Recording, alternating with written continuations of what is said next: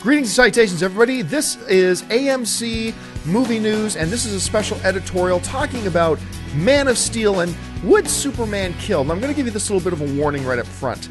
There is going to be a significant spoiler in this video. So, if you have not seen Man of Steel yet, or, maybe you have seen, you don't care, but if you haven't seen it yet and you care about all spoilers, I'm going to warn you not to watch this video and maybe come back and watch it after you've seen Man of Steel.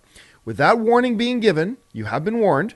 Let's move on. My name is Jon Campea. I'm the editor-in-chief for AMC Movie News. And today I'm being joined by the director of the upcoming Superman-themed documentary, What Happened? The Death of Superman Lives, What Happened, Mr. Jon Schepp. Jon, how you doing? What's up? What's going on, Jon? How you doing, man? Doing good. All right. Well, let's get into this question now. As all of you folks who have seen Man of Steel know, there's been a huge debate going on, a big question. And that question has simply been, would Superman kill? Because as you know, at the end of Man of Steel, Superman, Kal-El, snaps General Zod's neck and kills him. Now, that's caused a big bunch of uproar over, hey, wait a minute, Superman doesn't kill, Superman wouldn't kill. And so it started this debate, would he do it? Schepp, as somebody who's really well-versed in both the comic lore and in Superman in general, and somebody who's so interested in Superman as you are, obviously, did the ending of Man of Steel really shock you all that much? What were your feelings when you saw that happen?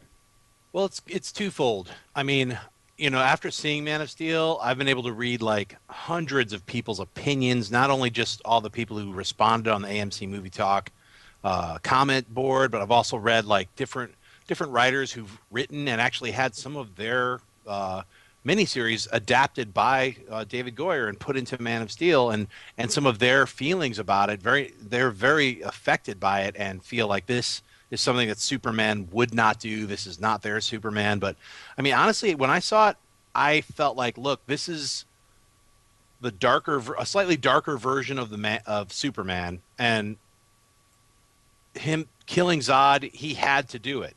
He wasn't left with a choice. And once again, it happened. It's sort of like, no, Superman would never do it. He did just do it. You just saw him do it. So that's one of those problems where people aren't willing to accept, like, look, this is a different iteration of Superman. This is a brand new kind of version of Superman.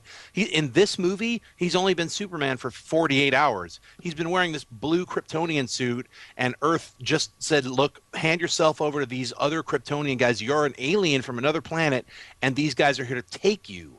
I mean, it's like literally all that stuff happens in like 48 hours. And so he's basically having to sacrifice himself for Earth, billions of people. Yes, the collateral damage that this is the other thing a lot of people have issues with is like all the thousands of people in Metropolis who obviously died in those buildings and the collapse and the horror. And it's the horror of war. And it's like, yeah, you know what? Superman did try to save people. I've read a lot of people talking about him saving those guys on the oil rig, and then the disregard for him not trying to save anyone in Metropolis. He's actually fighting another like a super powered version of himself. So he really doesn't have that much time. And I'm at the very end, the people who've seen it, he actually is like fighting Zod, and the reason he cracks his neck is because Zod is about to burn this family and everyone else that he possibly could kill and murder if Superman doesn't kill him. So it's like he had to do it. That's the point I think a lot of people miss, is that when Man of Steel, Superman Kal-El kills General Zod, he didn't want to kill General Zod. That was not what he wanted to do, but he was put in a situation where it's, okay, I either break his neck or this family huddled in this corner are about to be killed by Zod's heat vision. It's either they're going to die or I have to kill Zod. And people forget that, look, Superman didn't want to fight him in Metropolis. Zod took the fight there. That's where the fight was. And Zod made his intentions very clear to Kal-El. He said, look, we're about to fight, and you're either going to die or I'm going to die. And now my mission, now that Krypton is dead and gone, my mission is to kill every single human being on the Earth and make them all suffer. And that's what Kal-El says. And there was no Phantom Zone. It's not like you just drop him into the Phantom Zone. I mean, that's what the situation was that he was left with. It wasn't a matter of he's choosing. But, Schepp, I know you and I had this discussion before, and you brought up a great point. I want you to bring it up here. Some people will say, well, in the comic books, Superman would never have killed somebody. And that's not exactly true, is it? No, no. I mean, actually, he's definitely taken the law into his own hands, and he was judge, jury, and executioner back in like when John Byrne revamped Superman in the late '80s. He took out all these three alternate universe Phantom Zoners, General Zod, Feora, also from Man of Steel, and they were on an Earth 2. A Lex Luthor from Earth 2 came to our universe and was like, look, I screwed up. I released these guys, and they just murdered everyone on the planet. I'm telling you this because they're coming for your planet next. So Superman, basically, when these evil guys showed up, they're like, all right, we're going to burn up this Earth. He was like, sorry, son, gold kryptonite, bam. And he had to basically be judge, jury, and executioner and took their life to save billions of others' lives. He's also killed Doomsday in the new iterations. I was just reading up on this because I didn't read the 52, but I guess he was going to take out this one girl. He didn't have to, but he was going to do it in order to save mankind. So, I mean, when you're faced with these kinds of options where like you have no option, at least that's the complaint that I've read. It's like the filmmakers didn't leave Superman the right to not kill. And it's like, well, in this world that they're building, Superman had to make that hard choice. And that's what happened. So that's the Superman that we're watching now. He was forced to do this. And I love the point you bring up, too, is like some people I've debated with online have said, well, maybe Superman could have lured Zod away from this and maybe, but, that's all well and good in theory. But the fact of the matter was he was dealing with an experienced from birth soldier. Mm-hmm. Who is far more better at combat than Kal-El is. The only reason I believe Kal-El could even go toe-to-toe with him is, and this is just a theory of mine, is that because Kal-El has actually been on Earth for 33 years, his cells have sucked in more power from the yellow sun than Zod has. That's just me being a geek and theorizing a little bit here. But you did raise the point. He's brand spanking new to being Superman. He ain't he isn't versed in combat. He isn't versed in tactical strategies. He was, I've got Zod in a headlock right now that I haven't been able to do in all the rest of our fight, and he's about to kill everybody. And I can't put him in a jail. There's no jails. What am I going to do? And, I mentioned in our review of it is that I think David Goyer and Zack Snyder stayed really true to the Superman character because what's the first thing that Kal-El does after he snaps Zod's neck? He doesn't go, serves you right, Zod.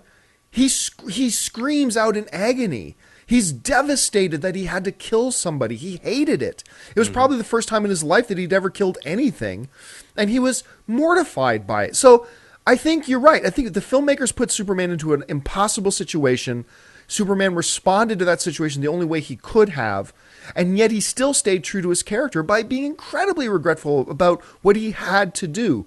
So, as a comic fan, Schnepp, when you sit back and you see the ending of Man of Steel, do you think they were inconsistent with the spirit of Superman?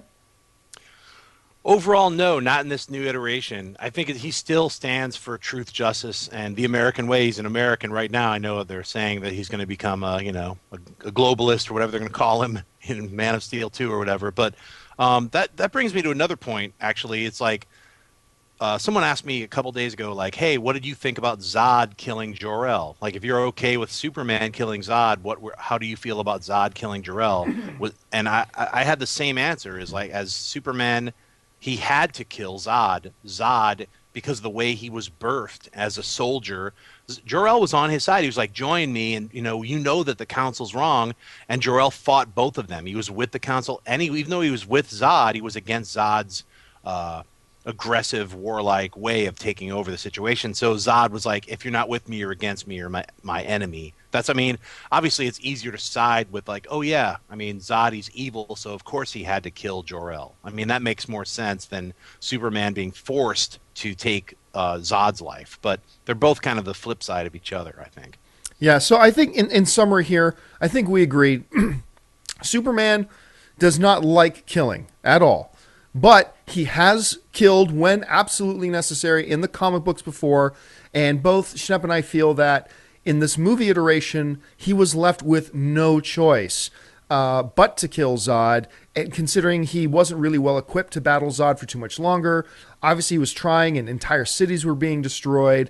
And I think by having him cry out in agony at the end, I believe David Goyer and Zack Snyder stayed completely true to the spirit of Superman, even though, yes, he did have to kill General Zod. But listen, let us know what you think. Leave your thoughts in the comment section below of this video. And listen, do us a favor. If you like this video and others, click on the subscribe button. Become a subscriber to our AMC Movie News YouTube channel. It'll keep you up to date on everything going on in the world of movie news. And, of course, our daily AMC Movie Talk Show, our AMC Mailbag Show, and periodic little editorials like this. I want to thank Jon Schepp for bringing his expertise to this. Thanks a lot, John. Really appreciate it. Hey, you're welcome, man.